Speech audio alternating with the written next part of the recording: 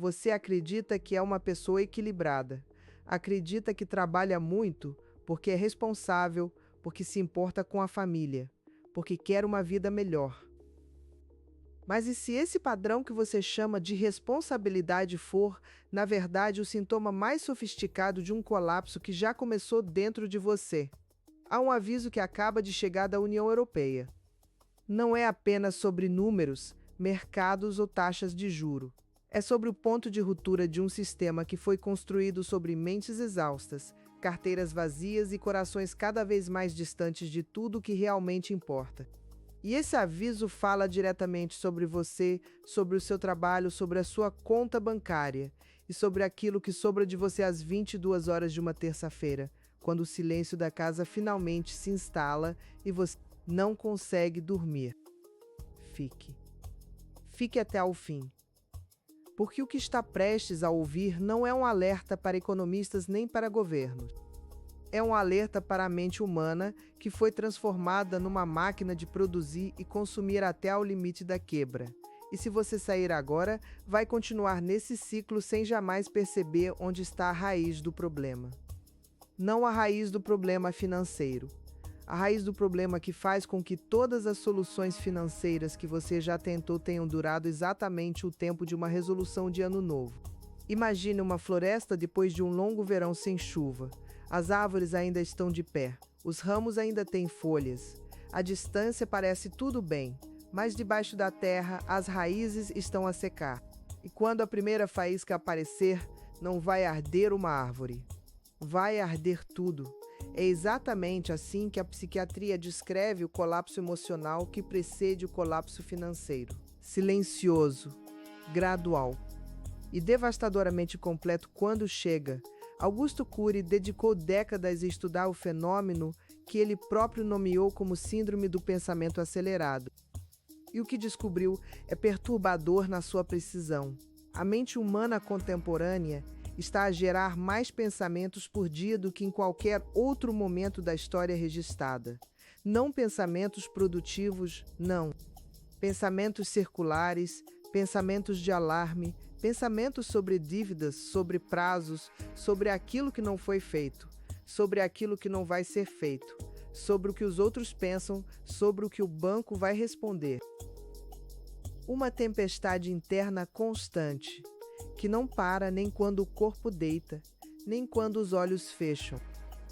E aqui está a ironia cruel que a sociedade moderna abraçou com entusiasmo cego. Trabalhamos 14 horas por dia para ganhar dinheiro, que depois gastamos a tentar recuperar a saúde que o trabalho nos destruiu. Pagamos a médicos para nos dizer que precisamos de descanso.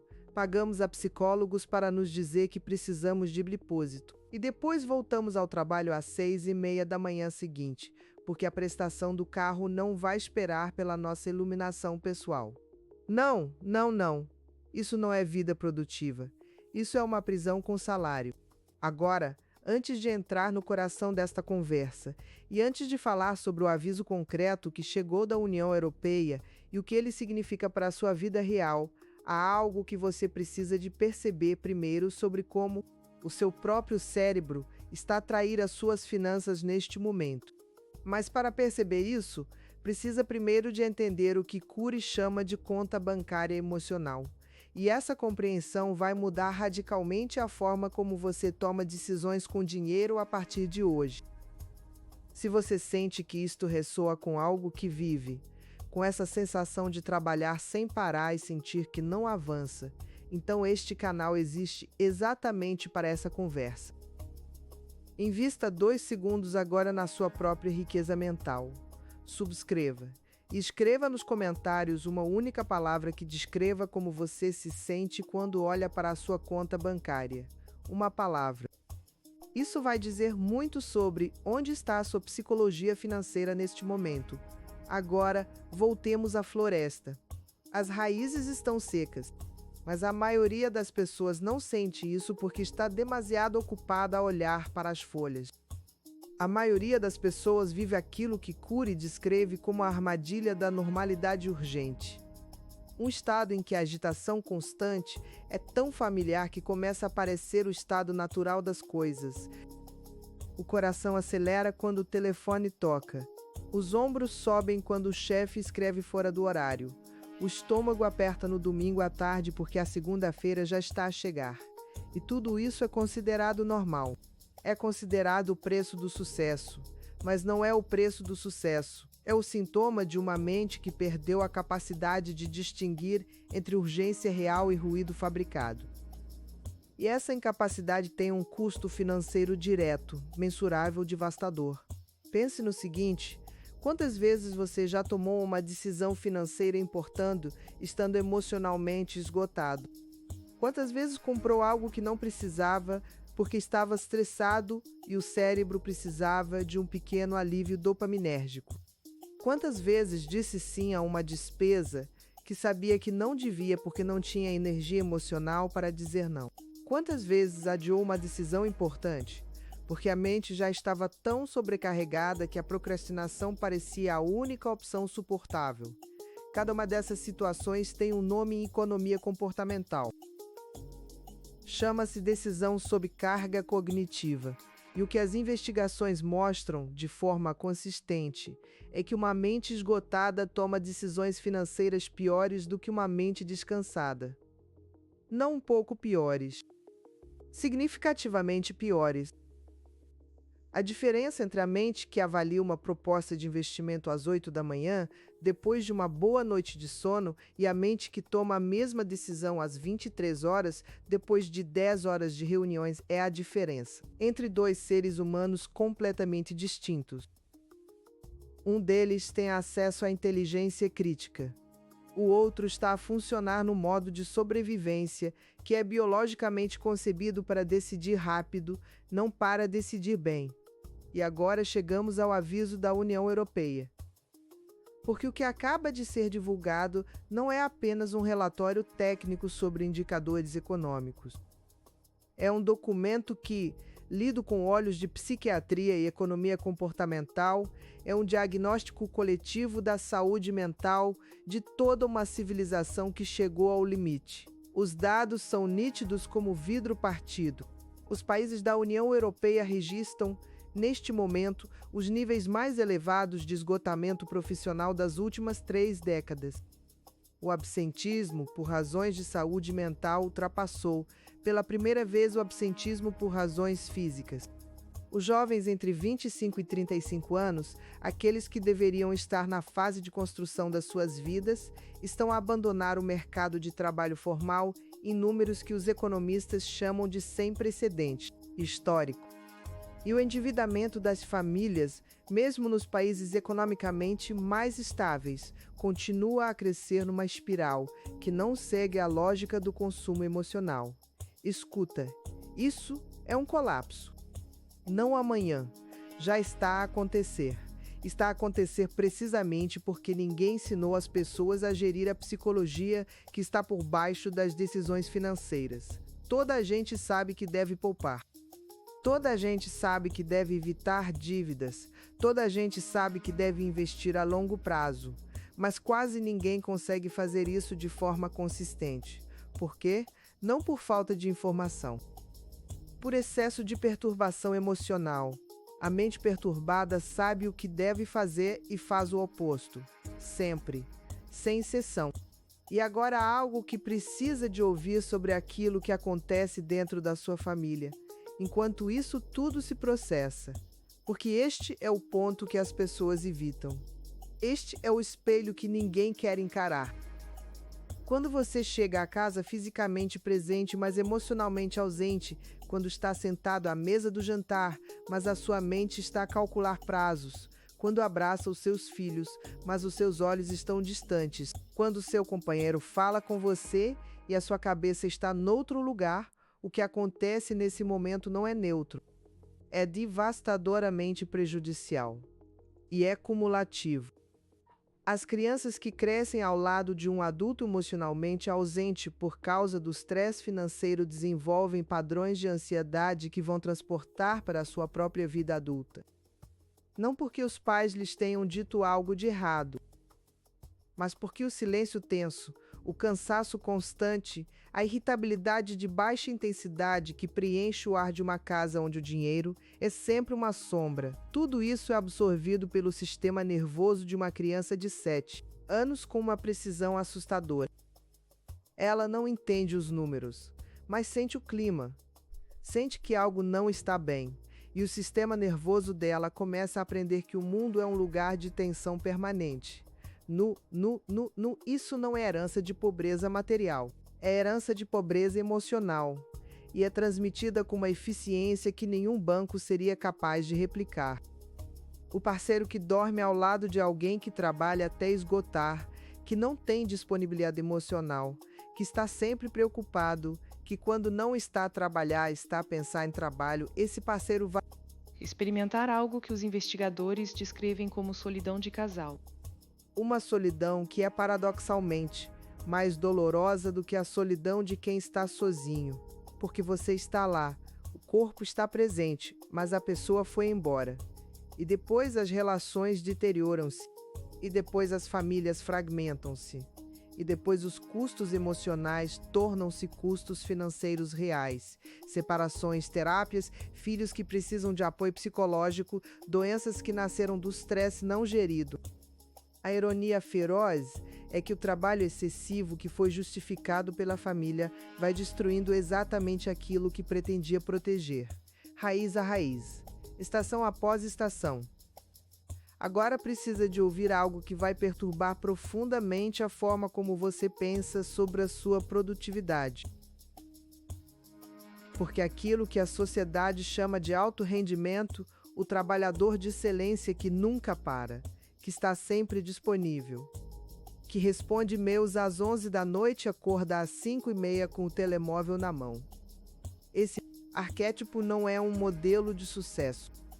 É um modelo de autodestruição com melhor marketing.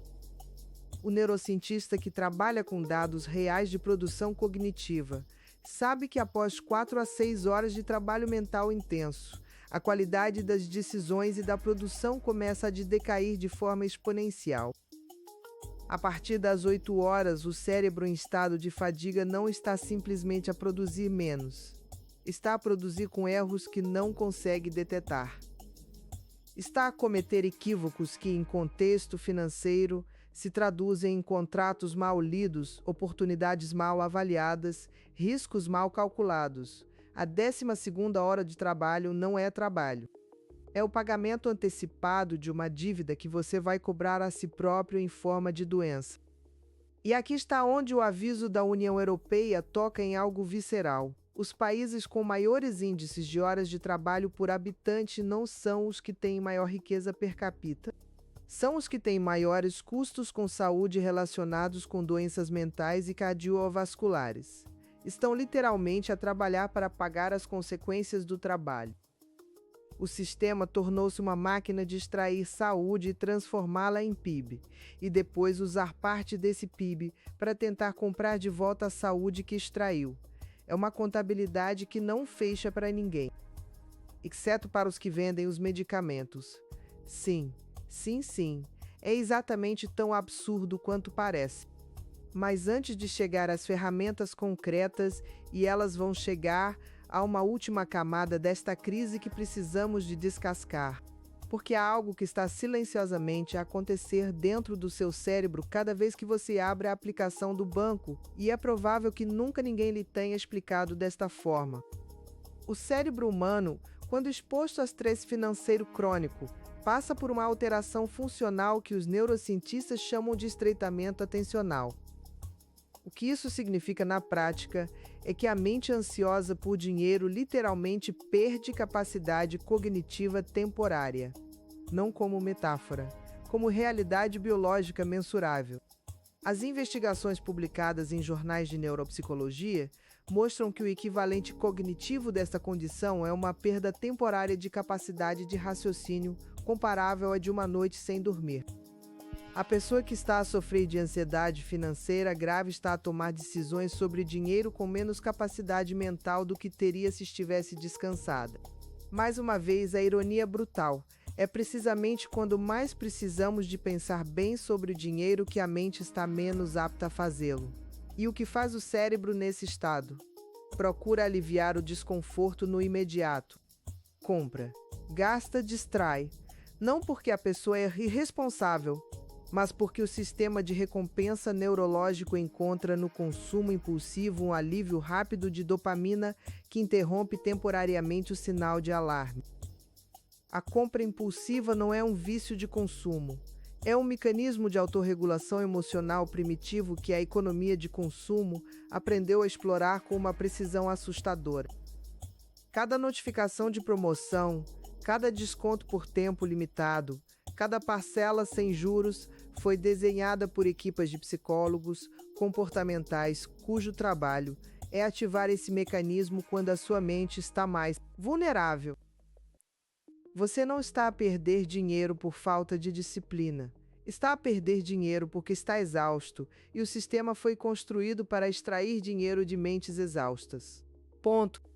Agora uma pergunta que deve ficar no ar, enquanto continuamos, há quanto tempo você não toma uma decisão financeira importante em estado de verdadeiro equilíbrio emocional?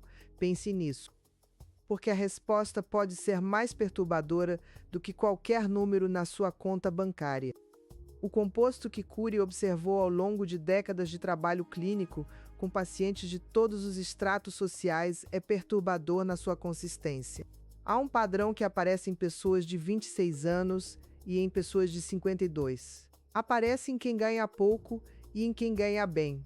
Aparece em quem tem dívidas e em quem tem poupanças. O padrão é este. A mente que não foi treinada para gerir as suas emoções vai sempre sabotar os planos financeiros que a razão constrói. Não é falta de força de vontade. A força de vontade é um recurso cognitivo que se esgota, tal como a bateria de um telemóvel. No final de um dia de trabalho intenso, a força de vontade que sobra para resistir a uma compra impulsiva online é praticamente zero. E a economia digital sabe exatamente quando isso acontece. Por isso as notificações de promoção chegam ao final da tarde. Por isso os anúncios mais agressivos aparecem nas horas de maior fadiga. A engenharia do consumo é uma engenharia do cansaço. O que Cury propõe não é uma filosofia de autoajuda superficial. É uma reconquista da soberania sobre o próprio pensamento. É a compreensão de que entre o estímulo e a resposta existe um espaço. E que é dentro desse espaço que reside a diferença entre uma vida financeiramente reativa. Mas atenção, esse espaço não se cria com força de vontade. Cria-se com hábito neurológico, com prática deliberada, com ferramentas concretas que mudam gradualmente os padrões de ativação cerebral. E é sobre essas ferramentas que vamos falar agora. A primeira ferramenta é o que Cury formalizou como a técnica do duvidador. Em psicologia econômica, esta técnica tem uma aplicação direta e imediata. Antes de qualquer decisão de compra ou investimento acima de um valor que você próprio define como seu limiar de impulsividade, introduza uma pausa deliberada de 24 horas. Não uma pausa passiva. Uma pausa ativa em que você vai fazer uma única pergunta. Esta decisão serve o meu futuro ou está a servir o meu estado emocional de agora? Parece simples. É revolucionário, porque a esmagadora maioria das decisões financeiras destrutivas são tomadas em resposta a um estado emocional, não a uma necessidade real. O sofá que comprou porque estava esgotado e sentiu que merecia. A formação cara que comprou porque estava ansioso com a carreira e precisava de sentir que estava a fazer algo. O carro que trocou porque sentiu que a vida estava a passar depressa e precisava de uma injeção de identidade. Nenhum deles foi uma decisão financeira. Foram todos decisões emocionais com fatura financeira. A pausa de 24 horas não é para você pensar mais. É para o estado emocional que ativou a decisão ter tempo de se dissipar. E quando o estado emocional se dissipa, frequentemente a necessidade do produto também se dissipa com ele. O que sobra depois de 24 horas é a decisão real, a que a mente tranquila tomaria. A segunda ferramenta é o que adaptamos da estrutura de Cury para o contexto da psicologia econômica, a crítica construtiva do padrão financeiro.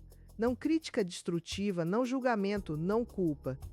Crítica como ferramenta cirúrgica. A pergunta é qual é o padrão que me trouxe até aqui e que continuará a trazer-me ao mesmo ponto enquanto não for interrompido. E aqui é onde a maioria das pessoas para, porque a mente ansiosa evita o inventário honesto. É mais confortável estar ocupado do que parar e olhar com clareza para os padrões. É mais fácil trabalhar mais horas do que admitir que as horas que já trabalha não estão a ser geridas com inteligência emocional. É mais simples culpar a economia, o governo ou o chefe do que reconhecer que o autossabotagem financeiro tem raízes que crescem de dentro para fora. Esse inventário honesto requer fazer 2 listas. Não listas de receitas e despesas. Já tem essa. A lista que não tem é esta, em que estados emocionais eu gasto dinheiro que não estava planeado. Identifique 3, só 3. Estresse do trabalho, solidão ao fim de semana, frustração com o companheiro. O que seja. E depois, em que estados emocionais eu tomo as melhores decisões financeiras da minha vida, identifique esses também. Porque a diferença entre esses 2 estados é o mapa do seu autossabotagem financeiro. A partir do momento em que você sabe que toma más decisões financeiras quando está estressado depois de uma semana difícil, tem informação de valor incalculável. Porque pode criar uma regra simples. Nas semanas de estresse elevado, nenhuma decisão financeira acima do meu limiar de impulsividade é tomada. Ponto. A regra não precisa de força de vontade. Precisa só de ser implementada previamente, quando a mente está tranquila. É o que Cury chama de gestão preventiva da emoção. Há algo aqui que merece uma pausa, porque o que acaba de ser descrito não é gestão financeira convencional. É psicologia financeira aplicada. E a diferença é a diferença entre tentar segurar água nas mãos e encontrar uma garrafa. Deixe-me dizer-lhe algo sobre o tipo de pessoa que vejo repetidamente neste padrão. Não é uma pessoa. É um composto de muitas. É alguém que acorda cedo, muito cedo, com o peso de um dia que ainda não começou já instalado no peito, que verifica o telemóvel antes de verificar como se sente. Que a primeira interação do dia é com uma notificação, um e-mail, um número. Que o pequeno almoço é rápido ou inexistente porque o tempo é sempre curto. Que a viagem para o trabalho é preenchida com podcasts de produtividade ou chamadas, nunca com silêncio. Que às 11 da manhã já está a gerir o cansaço da tarde. Que almoça a trabalhar. Que a lista de tarefas nunca diminui porque cresce mais depressa do que é possível cumprir. Que chega a casa depois das 8 e a presença física não corresponde à presença emocional. Que dorme com o telemóvel na mesinha de cabeceira. Que o sono é fragmentado. Que aos fins de semana trabalha para ficar em dia, o que significa que nunca está em dia. Esse padrão tem um preço que não aparece em nenhuma folha de Excel. Aparece no olhar do filho que aprendeu a não interromper quando o pai está ao telemóvel. Aparece na distância crescente entre 2 parceiros que partilham uma cama, mas já não partilham vulnerabilidade. Aparece na rigidez muscular das 3 da tarde. Aparece no reflexo de comprar algo pequeno e desnecessário como o único momento do dia que sente algum controle. E a pergunta que fica suspensa como folha antes de cair. Este é o sucesso que você perseguia quando tinha 20 anos. Sim, é esta a pergunta que dói. Agora a terceira ferramenta. Esta é talvez a mais poderosa porque é a que atua diretamente sobre o ciclo de pensamento acelerado que Cury identificou como o gerador primário de má gestão financeira. Chama-se gestão do silêncio produtivo. E é radicalmente contrária à lógica que o mercado de produtividade vende. A ideia é esta: a mente que nunca para não consegue avaliar. E a mente que não avaliar toma decisões no automatismo. E o automatismo financeiro é quase sempre destrutivo para a construção de riqueza real. Porque o automatismo segue padrões antigos, padrões aprendidos na infância sobre dinheiro, padrões herdados de relações familiares com a escassez ou com a abundância, Padrões que nunca foram questionados porque nunca houve silêncio suficiente para os ouvir.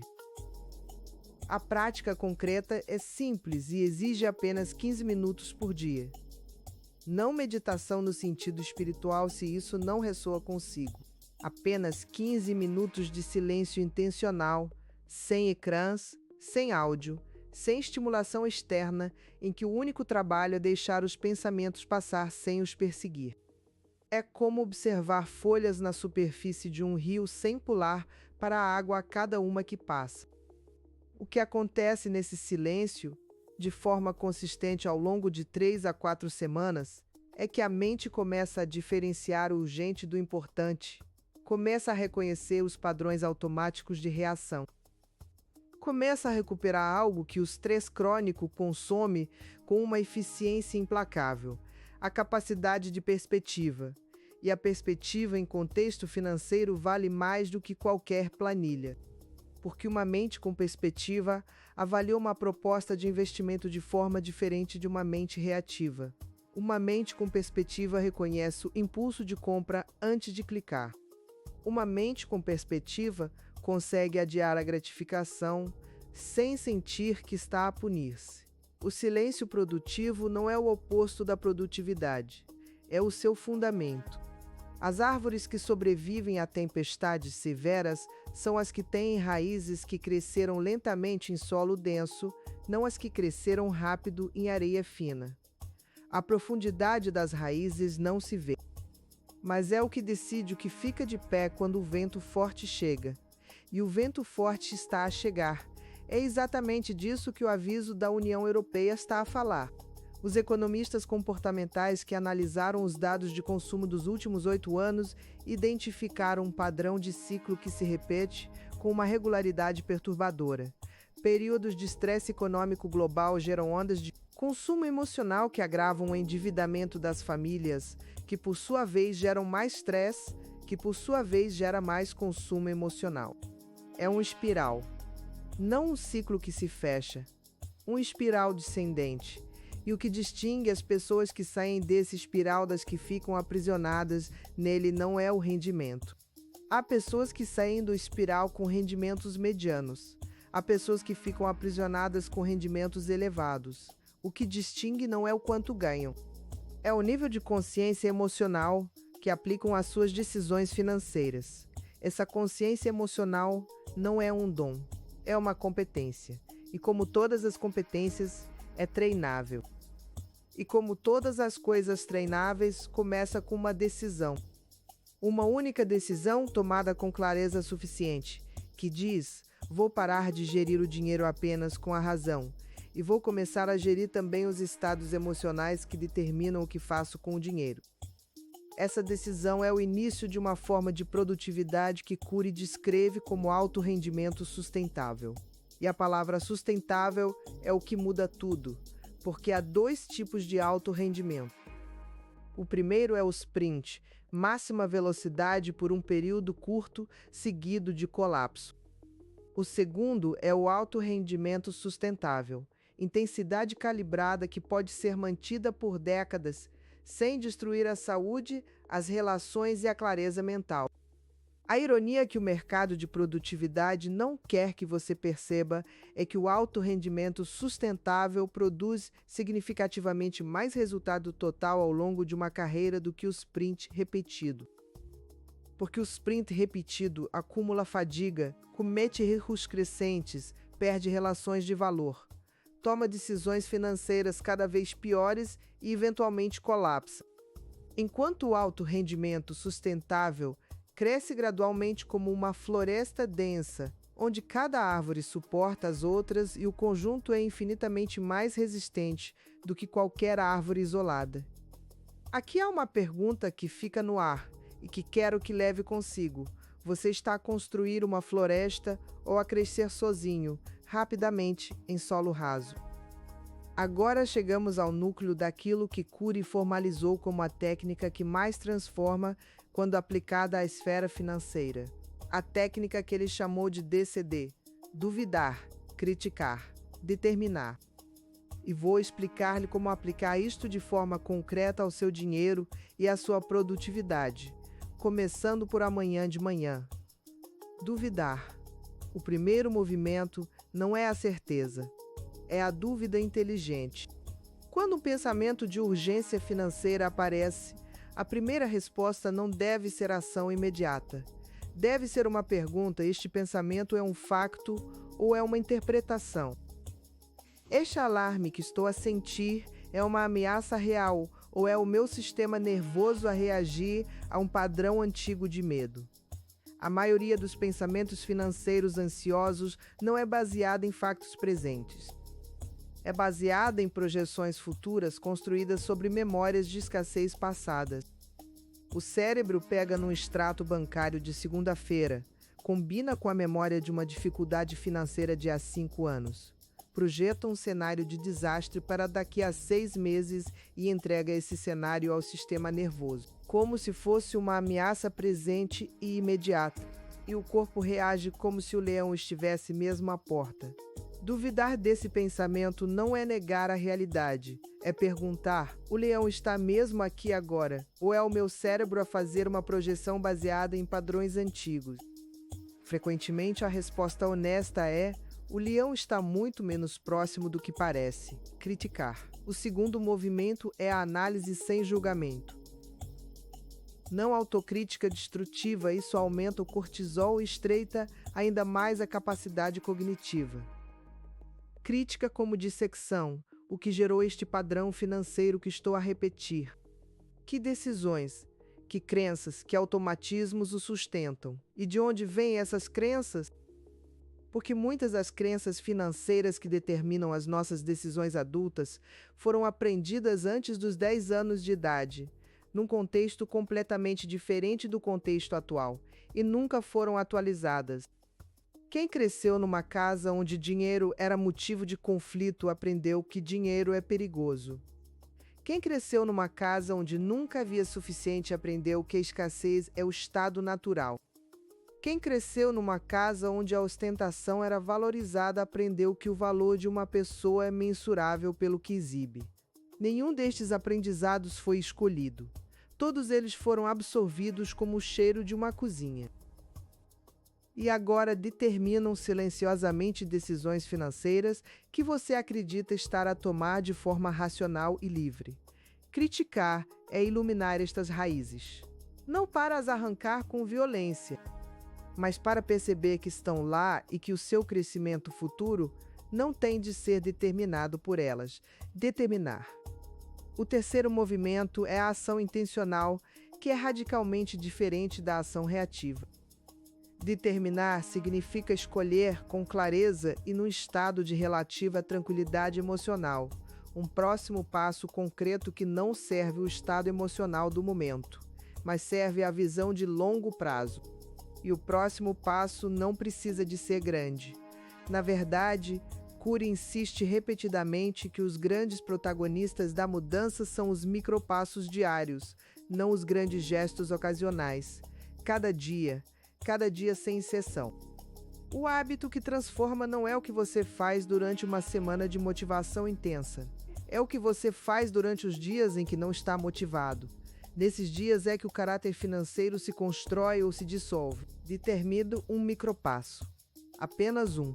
Para amanhã, talvez seja desligar o telemóvel durante os últimos 30 minutos antes de dormir para começar a recuperar qualidade de sono e, por consequência, qualidade de decisão. Talvez seja criar uma regra pessoal de não fazer compras online depois das 21 horas.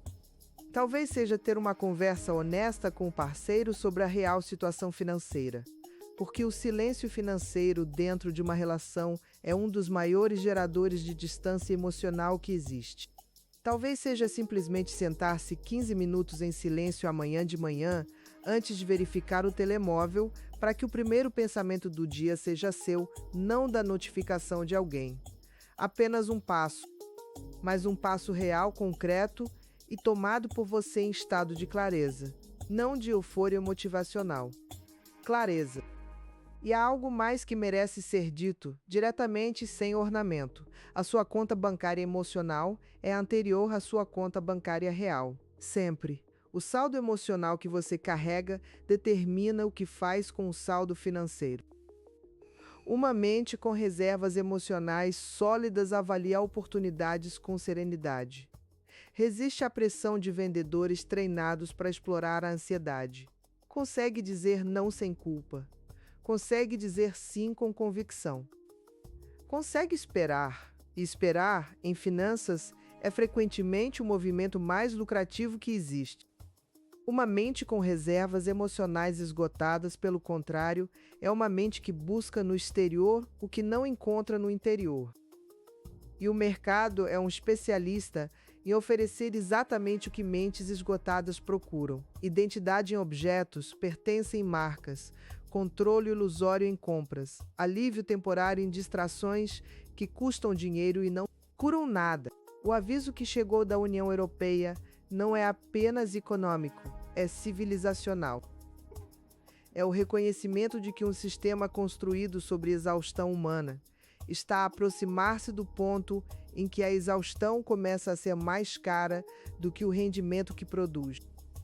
E quando esse ponto é atravessado a nível coletivo, as consequências não ficam nos relatórios dos economistas, ficam nas mesas de jantar, ficam nos divórcios, ficam nos filhos que crescem num clima de tensão permanente e repetem, 20 anos depois, os mesmos padrões. Mas o colapso coletivo não se resolve coletivamente. Resolve-se individualmente, uma mente de cada vez, uma conta bancária e emocional de cada vez, uma decisão consciente de cada vez. E você está aqui, está a ouvir isto, o que significa que algo em você ainda não desistiu, algo em você ainda quer perceber, ainda quer mudar. E isso não é pouco. Em termos de psicologia da transformação, esse impulso, esse querer genuíno de compreender, é o solo fértil em que qualquer mudança real pode crescer. Mas o solo fértil sem semente não dá fruto. E a semente sem raiz não sobrevive à primeira tempestade. Por isso a mudança requer as duas coisas: o impulso interior e as ferramentas externas, o querer e o saber, a motivação e a técnica, o coração e a disciplina. Cury dizia que a mente humana é o território mais rico e mais inexplorado que existe, mais rico do que qualquer mercado financeiro, mais imprevisível do que qualquer bolsa de valores, e infinitamente mais valioso, porque é a origem de tudo o resto. Tudo o que você já construiu ou vai construir, toda a riqueza que já acumulou ou vai acumular, toda a relação que já teve ou vai ter, passa primeiro por ali, pela mente, pelos pensamentos, pelos padrões, pelas crenças, pelos estados emocionais. Quem governa a mente, governa a vida. Quem perde o governo da mente perde gradualmente tudo o resto, frequentemente sem perceber onde foi que a perda começou. E a perda raramente começa com um grande evento, começa com um conjunto de pequenas capitulações diárias. O dia em que decidiu não ter a conversa difícil, o mês em que decidiu não olhar honestamente para os números, o ano em que decidiu que depois haveria tempo para recuperar o equilíbrio. Mas depois é sempre mais difícil do que agora. A dívida que cresce não fica à espera de um momento mais conveniente. O relacionamento que se deteriora não pausa enquanto você termina o projeto. Os filhos que crescem não adiam a infância até você ter mais disponibilidade. Tudo acontece agora. Tudo é agora. E a única decisão que existe é o que você faz com o agora que tem. O que o aviso europeu nos diz é que o agora coletivo está a acumular uma factura que vai ser paga. A questão não é se vai ser paga, é quem a vai pagar e de que forma. Serão as famílias que já estão no limite, empurradas para um endividamento que não conseguem gerir porque ninguém lhes ensinou a psicologia que está por baixo das finanças. Ou serão pessoas que, armadas com consciência e com ferramentas concretas, conseguirão navegar a tempestade que se aproxima de forma diferente. A tempestade não escolhe. O oceano não tem preferências. A maré sobe igualmente para todos. O que muda é se você vai estar num barco com lastro ou se vai estar a tentar nadar. O lastro é a sua psicologia financeira, a sua capacidade de gerir os estados emocionais que determinam as suas decisões econômicas. A sua conta bancária emocional, que precisa de depósitos regulares tanto como a conta bancária real. Esses depósitos chamam-se sono de qualidade, chamam-se silêncio intencional, chamam-se relações emocionalmente honestas, chamam-se decisões tomadas em estado de clareza e não de reatividade, chamam-se limites que você respeita não por rigidez, mas por respeito à sua própria capacidade de regeneração. E a pergunta com que começamos fica agora com uma dimensão diferente. Você acredita que é uma pessoa equilibrada? Talvez a resposta mais honesta não seja sim, nem não. Talvez seja, estou a caminho. Estou a escolher começar. Estou a reconhecer os padrões que precisam de ser interrompidos. Estou a decidir hoje com o que sei agora ser mais intencional do que fui ontem. Isso é suficiente para começar. Não é suficiente para terminar, mas é o único ponto onde qualquer começo é possível. O sistema vai continuar a chegar. O ruído vai aumentar antes de diminuir. Mas dentro desse ruído existe sempre um silêncio disponível.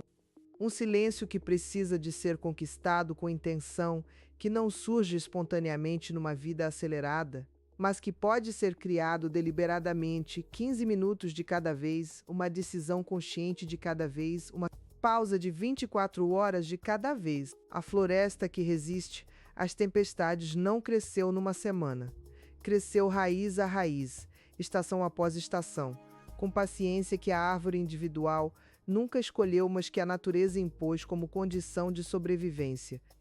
A paciência não é passividade, é o reconhecimento de que algumas coisas levam o tempo que levam e que forçar o crescimento raramente produz força real.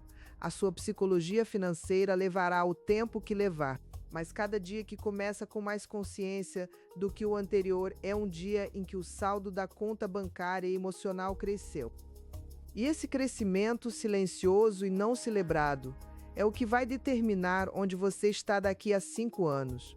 Não o próximo investimento, não a próxima promoção, não o próximo desconto numa aplicação de compras. O que determina o futuro financeiro de uma pessoa não são os recursos que encontra. São os recursos interiores que desenvolve para saber o que fazer com o que encontra. Esta é a mensagem de Cury para o mundo econômico que se transforma à nossa volta. Não com pessimismo, com a lucidez de quem sabe que o ser humano é capaz de uma adaptação profunda quando é confrontado com a verdade da sua situação e equipado com ferramentas reais para agir sobre ela. Você foi confrontado com a verdade hoje, e tem ferramentas, e tem agora, e tem a escolha. Isso é mais do que a maioria tem. Use.